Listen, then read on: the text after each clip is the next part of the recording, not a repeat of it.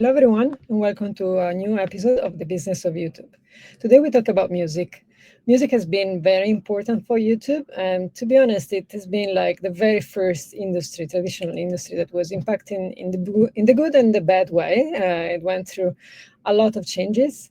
Larry, who's going to be the guest for today, has been seeing all of it, and so has a lot of stories to tell us, and as well about the future, because it's all in the building no matter what, even if you've been there from the very beginning. So welcome on stage, Larry Mills, SVP Sales of Vobile. Hey, how are you? Thanks for having me. I'm very well. You're a long timer in the industry, so I'm very glad to Uh, have you here talking today. Listen, I'm thrilled you invited me. Glad to be here. So, what's your story, Larry? Because, well, we have 30 minutes each. We're talking about 20 years. I think that one of the reasons that I really wanted to have you here is that you have super entrepreneurial, and in this industry, like it's very important to just build stuff. Sometimes they stick, sometimes they don't, and there is a reason for everything. And but you kept building, which is I think something very interesting, and you just got the nature of it and the real essence of it, which I think it's what really matters to be successful at the end. Thanks. Yeah. So So my tale, I'll try to shorten it. I can go on and on, but I've been in the music business since I graduated college. A friend of mine wanted to start a record company, so we did. Pretty much that simple. Kind of did some twists and turns. I think the key pieces is we'll start talking how I got into kind of more online video, YouTube music space. I worked for a production library called Pump Audio. They got acquired by Getty Images, so we became kind of the first independent. We were the first independent artist-based production library, and then we got bought by Getty Images, and I ran their music thing for a while. And from there, I was recruited to work at Sony. At the time, it was called Sony ATV Music Publishing, as kind of a new business guy, right? To kind of my entrepreneurial background, I had started a record company, I had started a sports marketing company. To kind of figure out some new things to do with the copyrights they represented. When I got to Sony, it was really the beginning of YouTube, MCNs. I think that's probably back when we met. When the Maker Studios and full screens and broadbands and all of the kind of initial. There was YouTube gave money to a bunch of companies to start. The fashion business and a film business, right? And so it was at that time when I was working for Sony, and Sony is a music publisher, right? So these are the people that control the songs, not the recordings. So this is the Lennon and McCartney, not the Beatles, as the songwriters. And I found myself in the unique position where all of these the phenomenon of cover songs on YouTube had started, right? Everybody thought they were going to be the next Justin Bieber and put up a song singing on YouTube and become a star. And there was a lot of that at that time. A lot of these, whether it was Maddie B Raps or Cimarelli or Megan Nicole or the Piano Guys. I mean, there were a ton of them that were really becoming kind of famous. Carmen was a big one at the time, right? There were a lot of these artists that were becoming very popular singing songs they didn't write. And that put them at a copyright impasse because they didn't write Let It Be, yet they wanted to sing and make money off of, the video of Let It Be. And at that time, YouTube, was particular about who could get paid, how the money got paid, what got claimed. I mean, I'm sure in previous podcasts you've talked about the idiosyncrasies of the YouTube system, but so it was kind of the situation which, where you had. to be fair, I mean, it has been in stages, okay, and there were stages Yeah. in which it was a lot of fun. Let's put it this way, one way or another. But definitely, to be fair to YouTube, it has built like the content ID system that is like has no equals, like really compared to 100%. most of the platforms.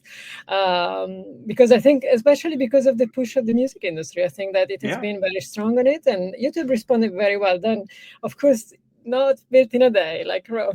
Like Yeah, no. it took a few Listen, days. Listen, it's nice. It's nice to hear the Italians start use the "not built in" and Rome wasn't built in a day analogy. I appreciate that. So, but yes, you're exactly right.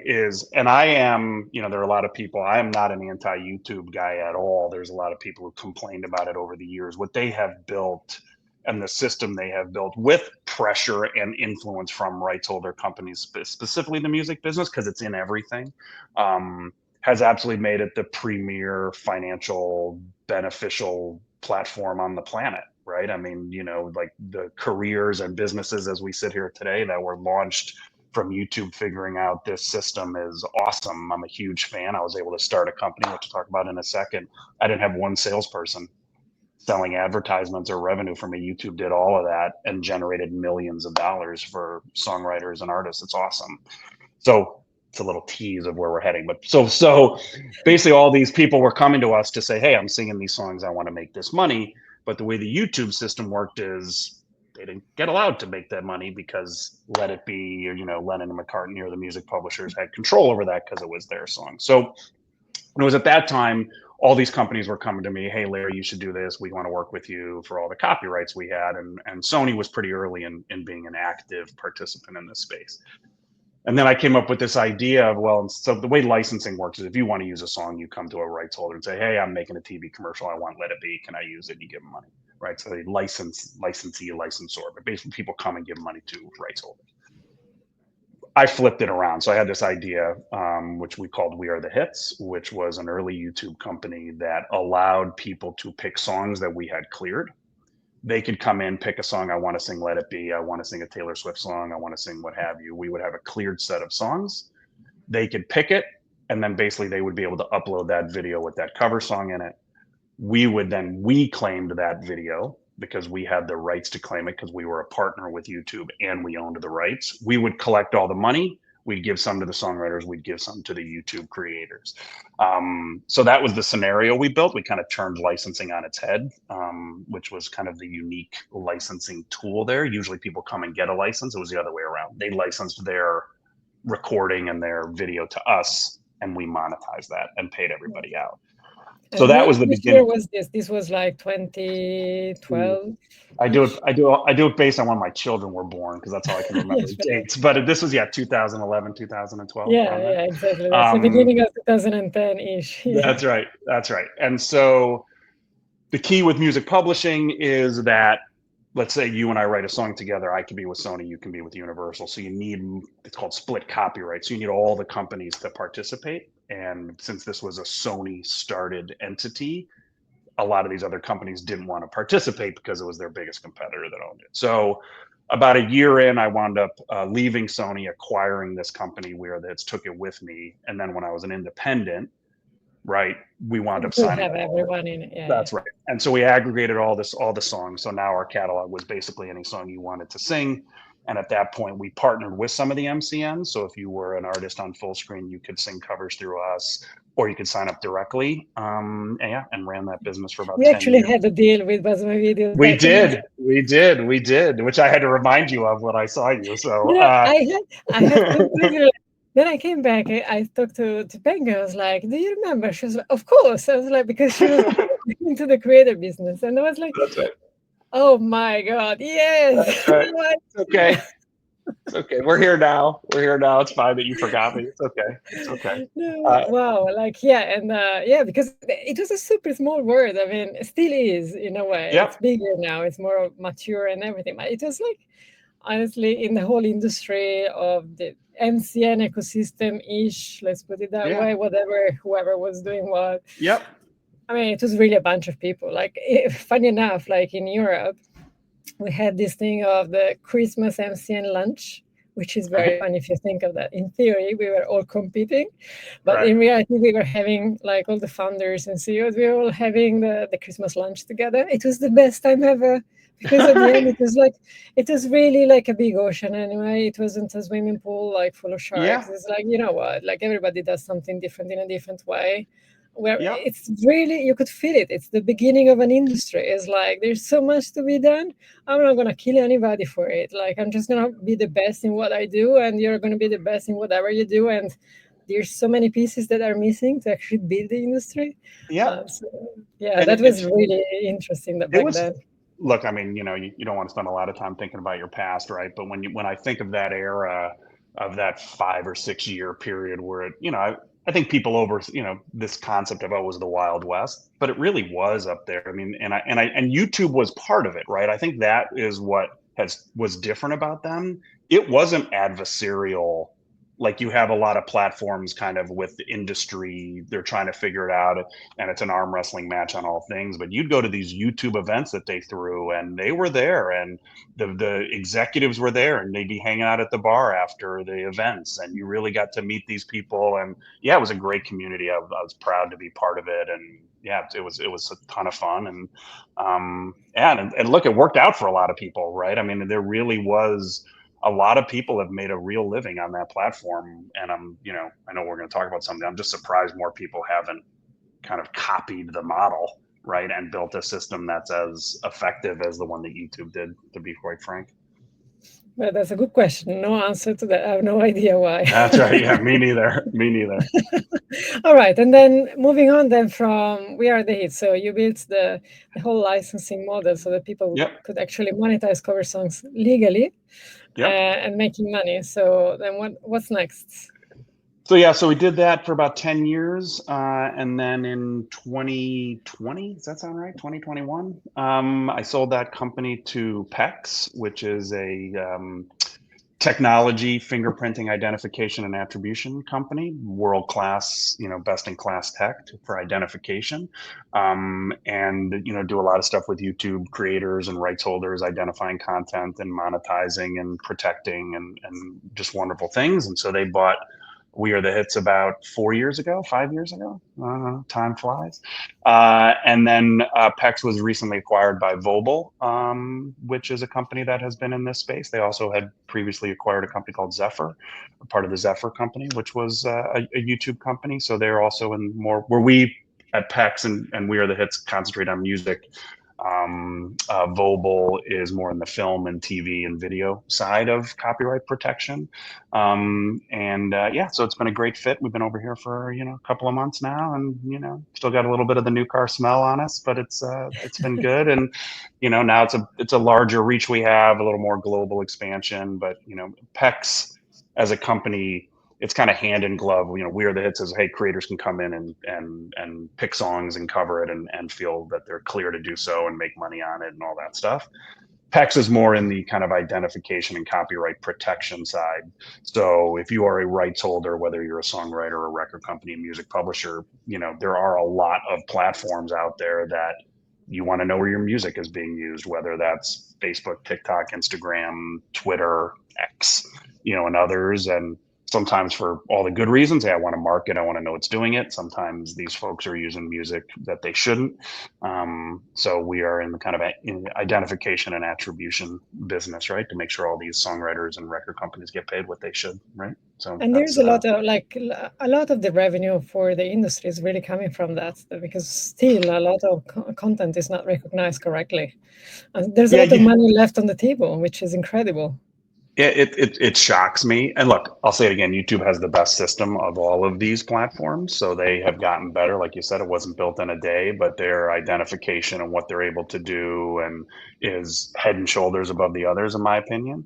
The amount of money that's being left on places like Facebook and TikTok, I'm not as familiar with the inner workings of their financial models. I mean, I know some things, but it's, the value that rights holders, and I'll put any rights holder on that, music, film, I'm a creator, Mr. Beast is a rights holder, right? What they bring to these platforms and the amount of money that these platforms make off the back of their work, it's obnoxious in some cases at what they share. And what's TikTok worth versus what the TikTokers make, what's Facebook worth versus the people that create the content that bring people to these places. I think that's a delta that still has to get fixed, in my view. When you have Facebook worth trillions of dollars and Instagram users, how much money are they making off of posting content up there? So I think that's still something that has to be fixed. But yeah, I mean, the music industry, the amount of money it makes off of these platforms is It's really like because anyway billions. In this era, like from the beginning, what you were talking about, we're talking from 2010 to now, like when you look at the graphs of how it did change the record industry, like the economics and the revenue streams, you can really see, like, I was actually publishing it like, the other day on LinkedIn as an example for sport, because like I think I see a lot of similarities in a way, but with different timelines. So the industry went through it way earlier, while the sport industry is not there, but there are similarities to the industry. So I think that it's better to learn it from the music industry, just to be Right, right. prepared, just in case, and learn. I mean, there's something always to learn, and because Yep. it's getting more and more digital, I mean, you want to be ready. If anything happens, you want to be ahead of the curve. You just don't want to be the last one. Yep. But when you see the revenue streams, it's very interesting, because then it changed completely. So it went down. I mean, it went dramatically down, but then it went up. And now, like, the digital platforms are actually a key component of Oh the yeah. whole revenue, like an extremely key component. It's not like a nice to have. It's not even like, yeah, one third. It's like about 50%. It's And I basically think, most of the business. yeah, and I mean, it depends what you consider. Like, I mean, do you put Spotify in there and Diesel? So put those aside. Put kind of UGC, and which I think YouTube has a music streaming service, but I think generally people use it to look at Yeah, they things use it. Yeah, on yeah. demand, right? Yeah, are people creating playlists and all that stuff for sure. What I think was so interesting, and I've talked about this before in other settings, is the shift from, like, it used to be like you as a listener, right? That shift from listener to participant to creator, which is what the YouTube movement has done, right? Like, it used to be, you just listen to music, maybe you made a mixtape, right? Maybe you bought a Okay, mixtape. this That's is very right. much the I don't past. want, listen, the ones It's the coming one back. I'm not proud of the ones I made in high school, but anyway, so like to make a mixtape, and what anyway, so and then maybe you picked up a guitar, right? And so, but other than that, there was no, or maybe you'd buy a magazine with your favorite artist on the cover, or you buy a ticket, right? But generally, it was a passive, in that sense, activity, right? You were a listener, lean back, as they say. What YouTube did was, and all of a sudden you became a participant, right? So you would make a lyric video, you would, post the song like at a barbecue, right? So now all of a sudden, you got to be a participant, and then you became a creator, right? And the creator was that you did a cover song. The creator was that you did your own music. The creator that you became a podcaster on YouTube, or a vlogger, right? So that you can talk about music, react to videos, like that move from the kind of passive participant to the creator, and then the monetization through both sides, right? That's why this thing became so big, because it used to be, I just put out one song, it went on the radio, I hopefully went and bought an album, right, or a CD, or listened to it on Spotify. Now that there was this interaction where a fan, we did a thing with We Are the Hits. We had a couple of artists, and they were really popular. And like, there was an artist named Kanan, if you remember him. He was a Oh Santana. yeah, yeah, I remember him. Yeah, of Yep. course.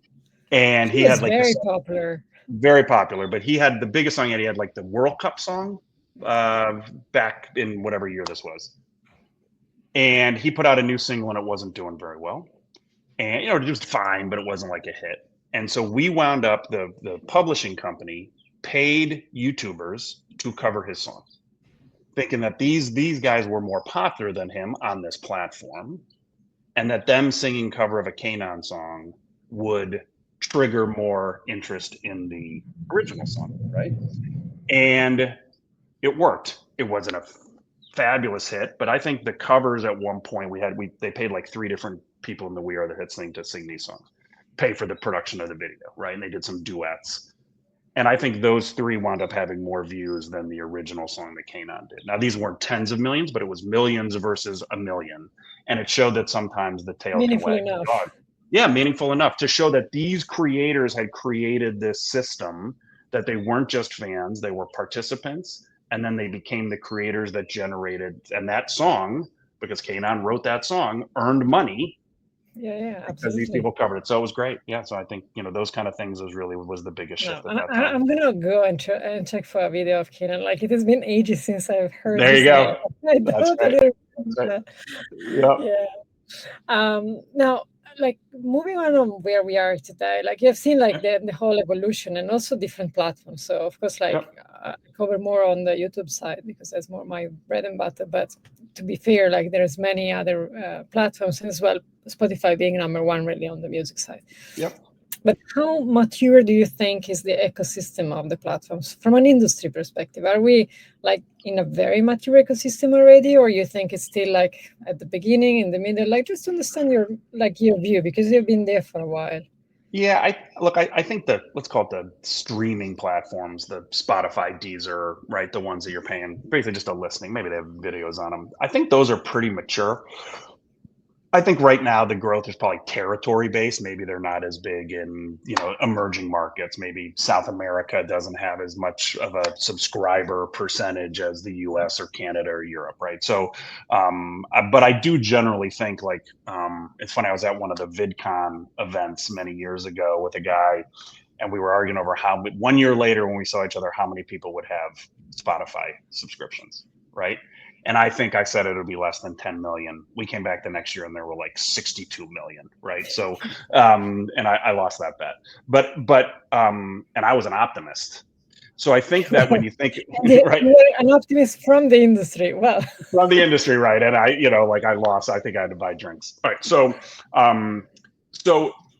I think those are relatively mature, right? You're not seeing a new one really. I mean, the ones that have been around for a while maybe are shifting the way they do things. A SoundCloud might be a little different than a Deezer, and but generally speaking, I think if you have a subscription to a music thing, you generally have them. Maybe they're, like I said, maybe there's some regionally that are known better. I know there's one that's bigger in Africa because it has more local content, right? So I think that there's growth, but I think it's territory based, not.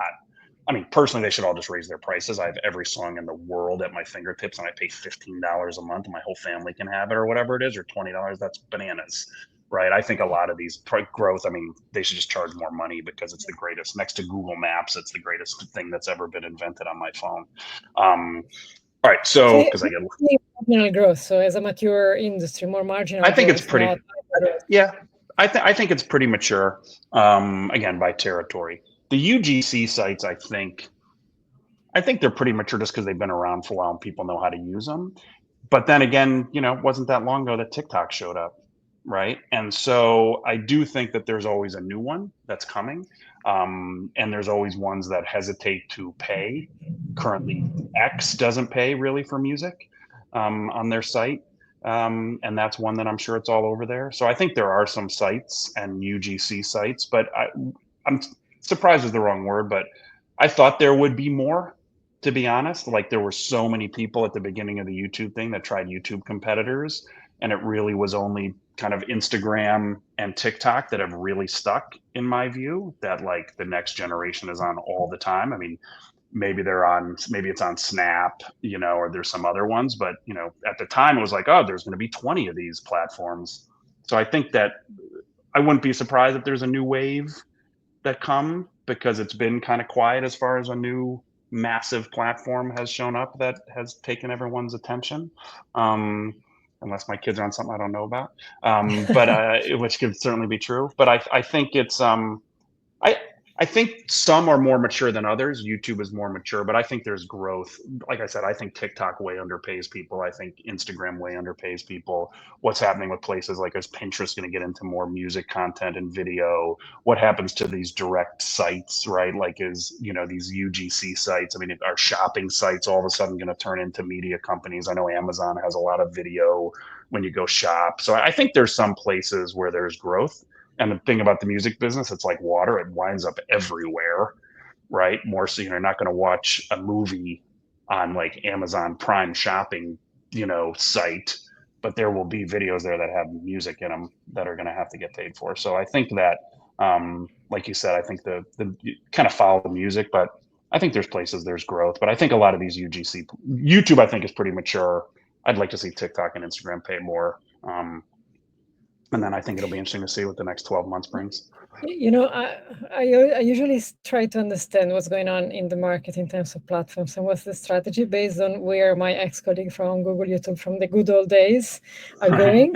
because Yeah, I noticed that the platforms that go into that direction and they want to build scale very quickly, and et cetera, they all go back to the people from that's right. 2005, 2010.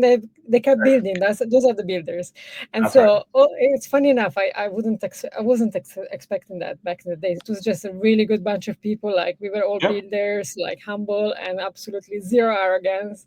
Yep. We were just building, and those people are all in the right places now because like they kept building and all these platforms are actually getting those people, Yep. and I understand the direction because of who's going to where, which is a bit funny to me. It's like, okay, like I see Right. that's coming. That's coming. Yep. It's like the map of the googlers from the good That's old right. times. You got to follow them. That's right. Put a little ink on their shoe so you can see where they're heading. Yeah, Yeah, exactly. I get it. That's right. Now, what's you've been like in the music industry, tech and music, like always in Mhm. between, but for a while now. And what are the key learning like that you learned in this like 20 plus years in the in between the two industries, Yeah, which they loved I and hated each other for a while? well, I think there's always a little love and hate. I think the difference is the biggest difference I've seen is, you know, I think tech entrepreneurs in general, right? Like not all of them, they believe that technology can remove friction, right? I think that is the idea of tech. I make something go faster, I make something easier, right? More accessible, right? Something that was slow, I make fast, right? The car versus the horse, right? And so I can make something that's slow go faster. And in that type of maneuver, that will generate value, right? If I can deliver things faster than you had it before, I'm Amazon, that brings me value, right? If I'm able to deliver a movie to you faster than you had it before, I'm Netflix, that has value. So I think tech entrepreneurs believe that that's, if I remove friction, I create something that removes friction, has value. The issue is the music business has a ton of friction just by the nature of the global payout systems and something plays in London today, how that gets paid to the songwriter. There's just a lot of um, kind of steps in the process, and governments are included, right? PROs and ASCAP and BMI. It's very complex. I say it's not. Everyone goes, "Oh, it's really complex," and I go, "I don't think it's a hard puzzle. It just has a lot of pieces, right? So it just takes Yeah, time, very few right? pieces and a lot of them. A Yes. lot of them, and I have a puzzle that's killing me right behind me that's got too many pieces, and I'm never going to fix it. So, but so I think what happens is tech comes in and sees that there are all these issues, and they think that tech is going to solve some of these historic issues that are around. And unfortunately, it's not always the case. And I think where tech and music wind up is music, at least on the music publishing side specifically, but music has a different pace. Something gets paid, I'm used to getting paid 12 months later or 18 months later. It's built into my business, right? And some of it is unavoidable. It played in Italy. If PRO in Italy got it, they have to take that check once a quarter. They got it like, so there's certain things. And then tech has this immediacy kind of mindset. I'm going to build, iterate, right, break things, whatever the terminology is. That is, I think, the biggest kind of fundamental clash that these two industries have. Is one is a more deliberate kind of paced industry at times. Sometimes it can move super fast, don't get me wrong, but I think a lot of it is kind of paced differently than these tech people. And it's like, come on, come on, come on. It's like me trying to get my like kids out of the house, right? Like, come on, oh, come on, right? And so I think that pace is the biggest part that causes the issue. Now, when it works together, it's awesome, right? Spotify, they fought for a while, but now that is a wonderful company. Well, I mean, wonderful of the service it provides. I won't talk about they should be paying artists more, way more too. But I mean, it's a great service that these people came together and gave the people what they wanted, which was access to every song in the world, right? Again, they should be paying more money too, and the bundling. I won't get into all those issues, but I think that's the fundamental thing I see with music and tech is when they are going at the same pace to accomplish the same things and they're aligned, then you see these awesome things happen, right? I think YouTube's a great example. Like there was fights, but they both wanted the same thing, which YouTube wanted, I want to clear more of this stuff so I can run more advertising around it. And these guys wanted more money, so they worked very hard to meet enough times to create a better content ID system, a system for claiming, right? That music is there, and it's like I think that is the perfect. Not to bring it back to YouTube, but I think that is the most obvious example of you may not be completely aligned on everything, but your goals were, And then everyone, I think, worked really hard. And I mean, it wasn't easy, but everyone worked pretty quickly. It worked pretty quickly, relatively speaking, But yeah, quickly in relative terms, yeah. in Because relative I think, terms. yeah, I think that as well. Like, I mean, you're a tech entrepreneur at core, and I am myself, and I think that in tech we all used to think that things will go way quicker than they really go Yep. because of the industry, because of the users, because of adoption, because of the Yep. markets, because of many reasons, and Right. that's definitely a key learning I got. Is like time is a concept that is not constant, and it's not the same for everyone, and there's not good or bad. It's not judgmental, like your Right. timing is wrong and mine is right, or vice versa. It's just that it takes way more time than whatever of us could ever think of. I Yep. mean, I was at Google when they bought YouTube, literally, and I remember Hmm. the excitement we all had internally. We were like, in 5 years the whole world is different, blah blah blah. Right. And now 20 years later, it's like It's funny. I had it's getting different, but it's not it, different either. it's funny when I was working at Sony, the guy who was the chairman, this guy Marty Bandier, who was the king of kings. He's the number one music publisher of all time. Was my boss. Gave me my shot, helped me get We Are the Hit. Like, I owe a ton to him. And this is when everyone was doing like metaverse. Like there was some of this stuff going on, and like people don't understand the music thing, and they think, oh, whatever. And he came in and he oh, it's this metaverse. He goes, yeah, everybody's a genius till they want the Beatles there. And then they wind up across my desk. Right. And I think that is the idea. I'm just going to wait because they're going to build the metaverse. They're going to build all these things. And then they're going to want Taylor Swift to be in the metaverse. And then the phone is going to ring at a record company, a management company, a publishing company. And all your speed to get your metaverse going is going to wind up right over here at a red light where you're going to have to talk to us.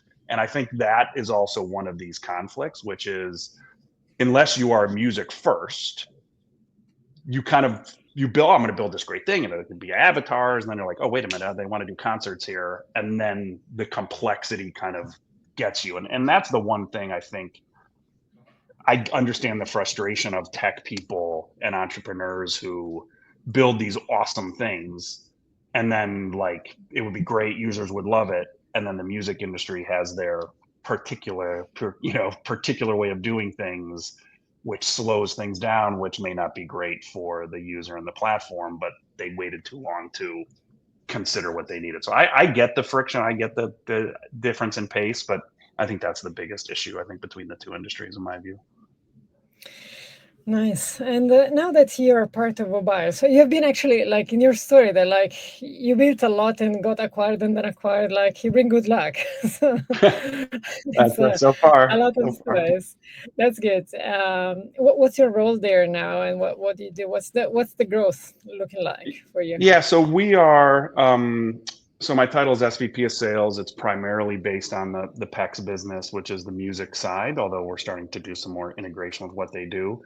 Look, no matter the content that is created, and I'm glad we've gone this long without saying AI. I don't want to talk about it, but no matter what content gets created, there is a need to know where it goes and where it is to then figure out what you want to do with it. So I like to say with PEX that we're in the maps business, right? You can give me a piece of content or a lot of, and I can show you a map of where it is or has been.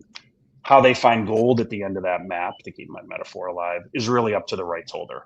It's an infringement. I want to monetize it. It's for marketing purposes. Oh, I didn't know that this song was really popular. I always use Never Gonna Give You Up, Rick Astley. Like, who would have ever, if you didn't track that song, you never would have tracked that song. It never would have been important to the record company that has it, right? It's a song from 30 years ago, right? But it's turned out to be one of the biggest songs the internet has ever had, right? Oh But wow, you I didn't wouldn't, know that.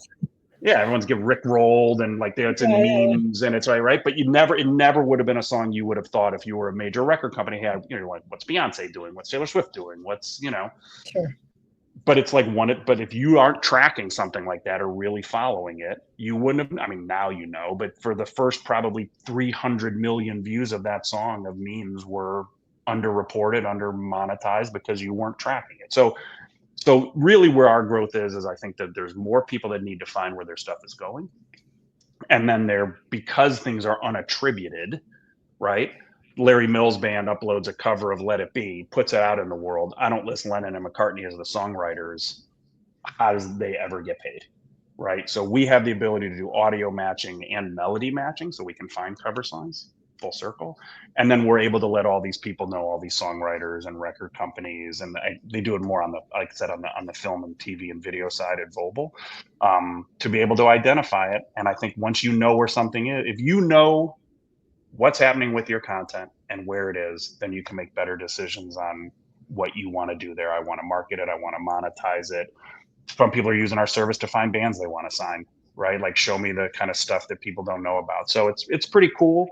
Our growth, I think, is global in nature. I think our growth is also, we're doing more with music publishers now, because we can do this melody matching. We can find different versions of songs, and yeah, that's it's been pretty exciting over the last, I'd say 12 months for sure. But being here at Vobile, and they're based out of, they have an Asian, pretty heavy Asian footprint. So there's a based out of Hong Kong and Japan, and these are just markets that we have not really been in. So that's kind of exciting too, Yeah, the global those piece are of it. definitely massive markets. Yeah. So yeah, it's been so far so good for sure. Nice. And last question that I find the most interesting. I really like the first and the last question about the story. I love Right. biographies. I love bios.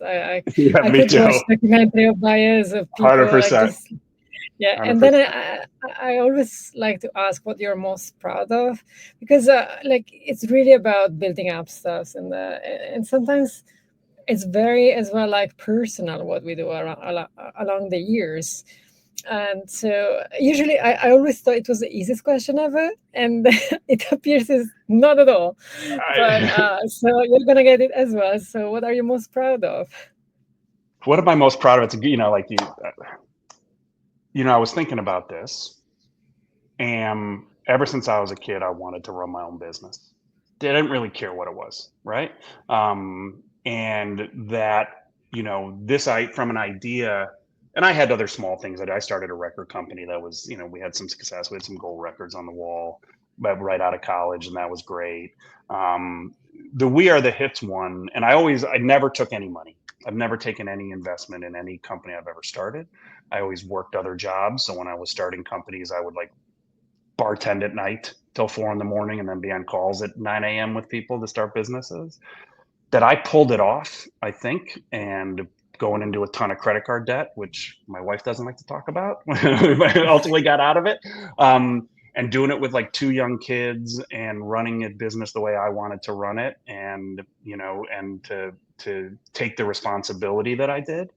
And I always say to people who are entrepreneurs, like, everybody thinks they want to be an entrepreneur until it's 2 o'clock in the morning and you're pacing around your apartment wondering where your kids are going to sleep. And I think that, until you go through that, I know you did that, people still go through it, right? That, like, there is a panic that can come to an entrepreneur when you have worry, and that you can get through that in a calm, relatively, right?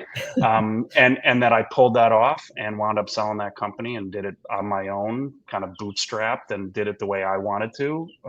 That is certainly professionally the thing I'm most proud of, no question about it. I totally get it, and kudos to you. You were going against against the, how do you say that, the wave was completely going the other direction, and Yeah, in terms of how to fund the company, and you definitely had the right success. So I yeah. saw too much money going into the industry, sometimes It, really it too was much, hard. like for no reason. It But was hard not to. It was hard not to take it. It was I hard not know. to take it. It was hard. I'm not gonna lie. It wasn't like a big one. It was like, ooh, that Staring would at be great. you. Yeah, Yeah, no, fair enough. I yeah. think But that's then I mean, you're always playing the long run, and if you're doing that, then it's tough. It is never yeah, easy ever. But then one day after the other, then you have your real good story, and and look, kudos to you. I thanks. really think it's a great story. And look, thank you, and I'm a very grateful person. And it's funny you talked about that community, to kind of be in this for a bit and see the people that I always liked and respected, that are still kind of doing it. I had a friend one day. He was kind of the first guy in the music business to ever give me the time of day, like a real guy's. A guy named Al Bonetta, and now is unfortunately passed, but he was the greatest of all time. I love Al. And I sat with him one day early when I met him, and he goes, "You don't know this yet, but there's going to be a day that all you guys, we were like in our 20s, mid 20s. He was the older. And he goes, you're going to be walking into all the boardrooms and all of you are going to be running this place. You don't know it yet. Right. But it's going to be 10 years from now, 20 years from now, you're going to walk into a meeting and the SVP here and the president here, it's going to be all you guys that are slugging this out right now. You don't know it yet, but you're going to be running this place." And I find there's a lot of truth there. Right here, you and I sit, you're running a very successful company, right? We're doing good things. I run into people all the time from that era, right, that were slugging it out, and here we sit and have had successful, positive, impactful careers. And I think that's also something we should all be proud of, is that you now go to these conferences and you're speaking at them, you're on the stage, you're not in the crowd, right? And it's because you have some experience and you've done it. So I think anyone in any business that kind of slugs it out, entrepreneurially or other, that kind of makes it, they should all be proud of it. But I'm also proud of that too, because there's good people who stuck it out and have made great careers out of it. It's awesome. I love it. Yeah, I totally relate to that, and I think that, and ultimately, then you find those people, those gems, and it's Yeah, easy to connect. Like it's like you spot them for from sure. far away. You It's like do. yeah, That is for you sure. you That see is for them sure. because you've been through hell and back, like and Right. That's why. like That's why my. That's why multiple my times. blondes. That's why my blondes are coming in. All right. Well, Larry, it was really nice to have you on the Thanks podcast. for Thank having you me. for sharing your Of story course. and good luck with whatever next. And like your Yeah, story is for great sure. and your future even better. So I'm looking No, forward to thanks. see how much you're going to grow and what's next and Yeah, what's me too. next and again, what's next. All right, thanks. I really appreciate it. Thank you. Thank you again. Thank you, everybody. See you next to the next episode of the Business of YouTube. Thank you. Goodbye.